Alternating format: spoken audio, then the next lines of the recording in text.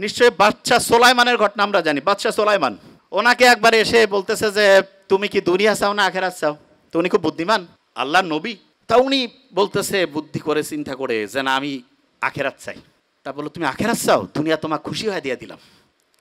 তার মানে কেউ যদি আখেরাতে চিন্তা করে, অনেকে চিন্তা করে আখেরাতে চিন্তা করলে দুনিয়া ধ্বংস হয়ে যাবে, কমপ্লিটলি মিস্টেক। এবং এটার কারণটা কি সেটা বলি। অস্ট্রেলিয়ার একজন ডক্টর, নামটা এখন মাথায় নাই, আমরা কয়েকদিন আগে আমি ওনার আর্টিকেলটা পড়লাম, অ্যাবসলুটলি 2 সপ্তাহ আগে, মুসলমান ডক্টর। উনি গাজায় গেছে, প্যালেস্টাইনের হচ্ছে যে ইয়া করছে, ওটাকে কি বলে, অপারেশন করছে। তা ইসরায়েল যে ভয়ঙ্কর ধ্বংসলীলা চালাইছে, অজ্ঞান করার যে জিনিসপত্র সেটাও নাই, অজ্ঞান করার জিনিসপত্র নাই। উনি জানে যে অজ্ঞান করার মাঝখানে হচ্ছে জিনিস শেষ হয়ে যাবে। অপারেশনের মাঝখানে ঘুম থেকে উঠছে, উঠে কোরআন তেলাওয়াত শুরু করছে। তারপরে অপারেশন উনি বন্ধ রাখছে। তা যিনি রুগী বলতেছেন আপনি অপারেশন করেন, বলছে ইশারা করছে, কোরআন তেলাওয়াত করছে, ইশারা করছে, বলছে তুমি কষ্ট পাচ্ছ না? উনি কোরআন তেলাওয়াত করছেন। তখন ওই অপারেশনের পাশে যে আরেকজন আছে বলছে না, উনি কষ্ট পাচ্ছেন না। তা এই ঘটনাটা যখন শুনলাম তখন মনে হলো আল্লাহ যে বলছে যে কোরআন হচ্ছে শেফা, আমরা তো বিশ্বাস করি সত্যি টঙ্গর মগর বিশ্বাস, খোসর মসর, ওইরকম বিশ্বাস নাই হবে হবে কি না। এবং সত্যিকার অর্থে অ্যানেস্থেটিক মানে অজ্ঞান করার যে জিনিসপত্র একটা নাই, কিন্তু আল্লাহর রহমতে সে কোরআন তেলাওয়াত করছে, কষ্ট পাচ্ছে না। ওই ঘটনাটা জানি তো, আলী রাদিয়াল্লাহু তাআলা আনহুর যে পায়ের মধ্যে তিল লাগছিল, নামাজের সময় বের করতে বলছে।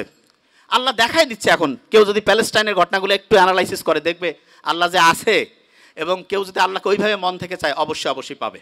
আচ্ছা, যে জায়গায় আমি শেষ করব এখন, ইটালির একটা বিখ্যাত মানুষ আছে যার নাম বুসকালিয়া। উনি যেখানে যাইতো ওনার কথা শোনার জন্য হাজার হাজার মানুষ এসে উপস্থিত হইতো। তো ওনাকে একদিন জিজ্ঞেস করছে যে আপনি এত কিছু জানেন কি করে? উনি বলতেছে যে আমাদের ফ্যামিলিতে আব্বার একটা অদ্ভুত নিয়ম ছিল। সেই নিয়মটা হচ্ছে এরকম, প্রত্যেক দিন রাতের খাবারটা আমার বাবা আমাদের সব ভাই বোনকে একসাথে নিয়ে খাইতো, এবং প্রত্যেক সন্তানকে তিনি আলাদা করে জিজ্ঞেস করতেন what did you learn for the day, আজকের জন্য তুমি কি শিখছো? প্রত্যেককে বলতে হইতো। একজন যদি ঠিকভাবে বলতে না পারে যে আমি আজকে কিছু শিখি নাই, খাবার টেবিলে খাবার রেডি, এক এক করে সবাই উত্তর দিচ্ছে। একজন বলছে আমি ঠিক আজকে কি যে শিখছি বুঝতেছি না। বাবা বলতো খাবার একটু দেরি হবে, বই নিয়ে আসো, পড়ো, সবাই মিলে শিখি, তারপরে খাবো। তা বুসকালিয়া বলতেছে যে আমরা যখন ছোট ছিলাম আব্বার এই অদ্ভুত আচরণে খুব বিরক্ত হইতাম, যে কি টর্চার শুরু করছে আমাদের। তা প্রত্যেক দিন বিকালবেলা প্রত্যেক ভাই বোন একজন একজনকে বলছে তুই কি শিখছিস আজকে বল।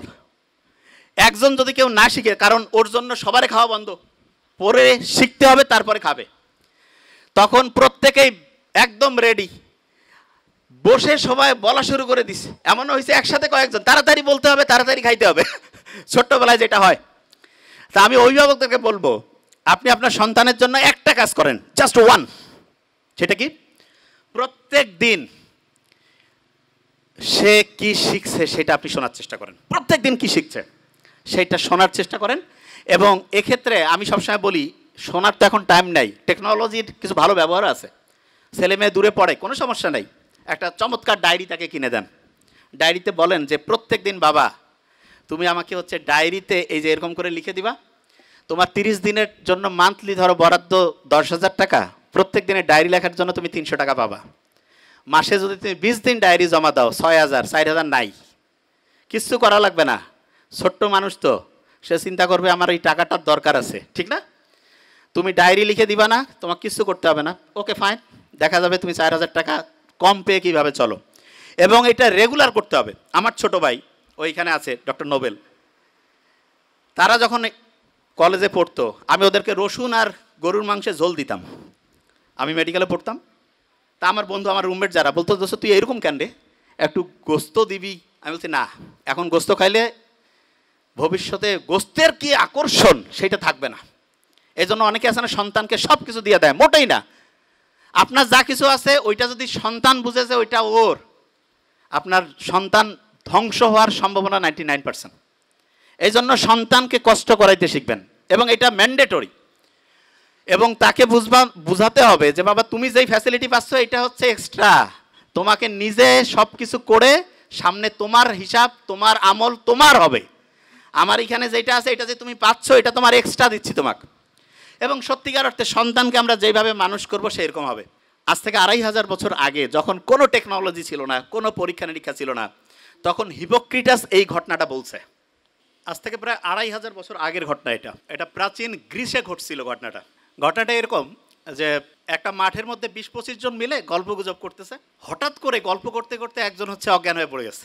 যখন অজ্ঞান হয়ে পড়ে গেছে তারপরে তার সারাটা শরীর, ভূমিকম্প হলে মাটি যেমন কাঁপতে থাকে এরকম করে সারাটা শরীর কাঁপতেছিল, বেশ কিছুক্ষণ কাঁপলো। আশেপাশের লোক চিন্তা করতেছে এ নিশ্চয়ই বোধহয় কোনো অপকর্ম করছে, কোনো মনে হয় অন্যায় করছে, এই কারণে ঐশ্বরিক কোনো শক্তি তাকে হচ্ছে অজ্ঞান করে এরকম করে শরীরের মধ্যে দেখতে পাচ্ছে না, কিন্তু হচ্ছে যে পানিশমেন্ট দিচ্ছে, শাস্তি দিচ্ছে। তো এইরকম 1-1.5 মিনিট হওয়ার পরে কাঁপুনি যখন বন্ধ হলো, কিছুক্ষণ পরে এদিক ওদিক থেকে পানি নিয়ে এসে তার গায়ে ছিটাই দিছে। সেই লোকটা বলতেছে কি হয়েছে স্যার, কিছুই খেয়াল নাই। আশেপাশের লোক বলতেছে না তোমার নিশ্চয়ই কোনো খারাপ কিছু করছো, তোমাকে আর আমাদের সাথে রাখা যাবে না, তোমার বিচার করতে হবে। বিচার করার জন্য তাকে ওইখানকার যে বিচারক কমিটি ছিল মানে জোর জবরদস্তি করে টেনে হেসড়ে তাকে সেখানে নিয়ে গেছে। নিয়ে যাওয়ার পরে যারা বিচারক আছেন তারা জিজ্ঞেস করছে যে তোমার সম্বন্ধে যে অভিযোগ আসছে এইটার ব্যাপারে তোমার বলার কি আছে। তো ওই লোক তো অজ্ঞান হয়ে গেছিল, সে জানেও না যে কী করছে। সে বলতেছে আমি তো কিছুই জানি না, কিছুই খেয়াল করতে পারছি না। আশেপাশের সবাই বলতেছে যে না এরকম ঘটনা ঘটছে, সে অজ্ঞান হয়ে গেছিল, তার সারাটা শরীর ভূমিকম্প হলে মাটি যেমন কাঁপতে থাকে তার সারা শরীর কাঁপতেছিল। তখন বিচারকরা এদিক ওদিক তাকাইলো, সবাই একই সাক্ষী দিচ্ছে এবং বিচারকরা বুদ্ধিশুদ্ধি করে বলল যে তুমি নিশ্চয়ই এমন কিছু করছো, এই সমাজে তোমার আর রাখা যাবে না, তোমাকে 1 সপ্তাহের মতো সময় এখানে আমরা আলাদা করে, ওই যে করোনায় আক্রান্ত হইলে যেমন একদম আলাদা করে রাখতো না, শুধু আলাদা করে হচ্ছে যে চেহারা দেখার বুদ্ধি নাই, খাবার দাবার দিত, এরকম করে 1 সপ্তাহ রাখবো, তারপরে তোমাকে এইখান থেকে দ্বীপ থেকে বের করে অন্য জায়গায় নির্বাসনে পাঠিয়ে দেওয়া হবে। তা প্রাচীন গ্রিস দেশে 2500 বছর আগে যখন যে কেউ এরকম ঘটনার মধ্যে পড়তো তখন তাকে হচ্ছে এরকম করে জোর জবরদস্তি করে ওই বিচারকদের সামনে নিয়ে আসতো। বিচারকরা যখন শুনতো যে 8-10 জন বলতেছে যে হ্যাঁ এই লোকের এইরকম ঘটনাই ঘটছে, তখন তাকে 1 সপ্তাহ এক জায়গায় আটকে রাখার পরে তারপরে নির্বাসনে অন্য জায়গায় পাঠিয়ে দিত। তাই এরকম করে প্রায় 15-20 বছর চলছে এই ঘটনা প্রাচীন গ্রিসে। হঠাৎ করে একটা অদ্ভুত ঘটনা ঘটছে। ঘটনাটা হচ্ছে একদিন বিচার চলছে, একজন এরকম অজ্ঞান হয়ে গেছিল, তার শাস্তি, তার পানিশমেন্ট কি হবে এটা নিয়ে যখন বিচারকরা হচ্ছে আলোচনা করছে, হঠাৎ করে একজন বিচারক অজ্ঞান হয়ে গেছে এবং সেই বিচারকের সারাটা শরীর ভূমিকম্প হইলে যেমন কাঁপে সেই রকম তার শরীরটা কাঁপতেছিল। মানুষজন চিন্তা করতেছে যার প্রধান বিচারক মানে বিচারকদের যে প্যানেল আছে তার মধ্যে প্রধান বিচারক যিনি উনি অজ্ঞান হয়ে গেছে এবং তার সারাটা শরীর কাঁপতেছে। এখন অন্যান্য বিচারকরা চিন্তা করতেছে এনার বিচার কে করবে, এনাকে কি পানিশমেন্ট দেওয়া যাবে কি না। এবং অন্য বিচারকরা বলতেছে না আমরা যতদিন থেকে আসি ইনি তো হচ্ছে আমাদের চিফ জাস্টিস, এনার তো কোনো রকমের অন্যায় দেখি নাই, কোনো খারাপ কাজ দেখি নাই, সারা জীবন খালি মানুষের উপকার করছে, এই লোক হঠাৎ করে অজ্ঞান হইল কারণটা কি। তখন ওনারা একটা সিদ্ধান্ত নিল যে আচ্ছা এইটার আসলে কি অন্য কোনো কারণ আছে নাকি, সেটা জানার কোনো বুদ্ধি আছে কিনা। তখন হঠাৎ করে একটা লোক হাত তুলছে, হাত তুলে বলতেছে যে গোটাল শরীর নিয়ে গবেষণা করে এরকম একজনের খোঁজ ওনার কাছে আছে। বলছে ঠিক আছে তাহলে ওইখানে আমরা যাই, ওইখানে গিয়ে জানার চেষ্টা করি যে উনি এইটার অন্য কোনো কারণ আছে কিনা সেটা বলতে পারেন কিনা।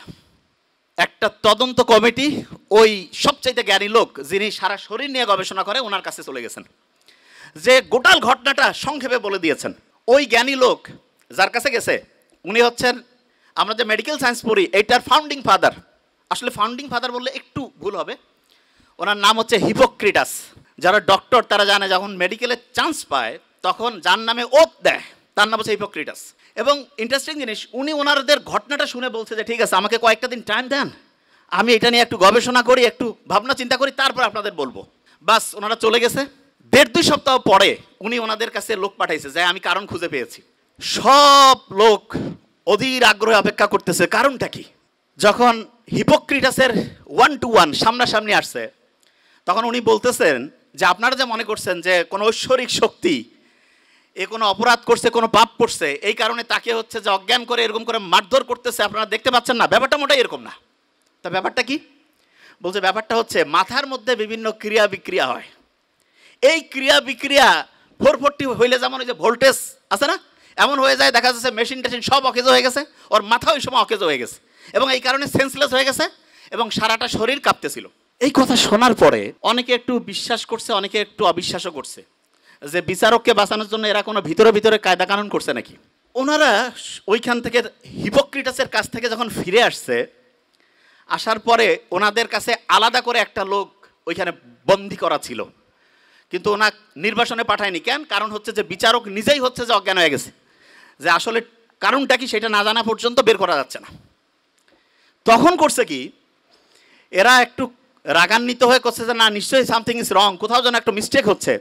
কয়েকজন যে মাথা আঘাত করে দ্বিখণ্ডিত করে ফেলছে। মাথার খুলি যদি খুলে ফেলে তখন দেখা যাবে যে একটা গ্লাসের মধ্যে যদি পানি রাখি, ওর মধ্যে মাখন রাখলে যেমন হয়, গোটাল মাথাটার মধ্যে আমাদের ব্রেনটা অনেকটা মাখনের মতো। তো ওরা দেখতেছে কই কিছুই তো দেখা যায় না, কোনো ক্রিয়া বিক্রিয়া নাই, নিশ্চয়ই তাহলে ওই জ্ঞানী লোক কোনো কায়দা কানুন করে আমাদের মানে হচ্ছে যে বোকাশোকা বানাই দিচ্ছে। এরা আবার ওইখানে দৌড়েছে, যাওয়ার পরে বলছে যে কই আমরা তো কোনো ক্রিয়া বিক্রিয়া দেখতে পাচ্ছি না। উনি তখন ওনাদের বুঝাইছে যে দেখো, মাথার মধ্যে যে ক্রিয়া বিক্রিয়াটা হয়, এইটা যদি লক্ষ লক্ষ কোটি কোটি ক্রিয়া বিক্রিয়া এক জায়গায় করি, একটা ছোট্ট বালুকণার সমান হবে না। বলে তাই নাকি? কয় হ্যাঁ। বলছে যে মাথার মধ্যে ক্রিয়া বিক্রিয়া হচ্ছে এবং এইটার কারণেই এই লোকটা অজ্ঞান হয়েছে। আজ থেকে 2500 বছর আগে যখন কোনো টেকনোলজি ছিল না, কোনো পরীক্ষা নিরীক্ষা ছিল না, তখন হিপোক্রেটাস এই ঘটনাটা বলছে। এবং এখন আমরা হচ্ছে মাথাকে স্ক্যান করি। স্ক্যান করার জন্য একটা পরীক্ষার নাম আছে, আমি কিন্তু ধরবো, বি কেয়ারফুল। পরীক্ষাটার নাম হচ্ছে ইইজি। কি নাম? আচ্ছা, মনে রাখার একটা সহজ বুদ্ধি বলি। হার্টের পরীক্ষা করার জন্য ইসিজি করি না, মাঝখানে সিটা কেটে দিব, সি এর জায়গায় ই দিব, ইইজি। কি নাম? ইলেকট্রোএনসেফালোগ্রাম। মানেটা কি? ব্রেইনের মধ্যে প্রতি মুহূর্তে তরঙ্গ চলতেছে, ঢেউ। আমি তো বলি কি যে আমাদের ব্রেইনটা হচ্ছে একটা সমুদ্রের মতো। সমুদ্রের কথা শুনলে প্রথম মাথায় কি আসে? ঢেউ। অ্যাবসলিউটলি ঢেউ। প্রত্যেক মুহূর্তে ব্রেইনের মধ্যে ঢেউ চলতেছে। অনেক স্টুডেন্ট যে অল্প পড়ে ভালো করে, সেই বুদ্ধি আজকে আমরা ইনশাল্লাহ শেয়ার করব। এবং হাফেজ যে হয় মানুষ, অল্প ব্রেন, মাথায় কিছু থাকে না, কোরআন পড়তে গেলে সে শিখে ফেলছে।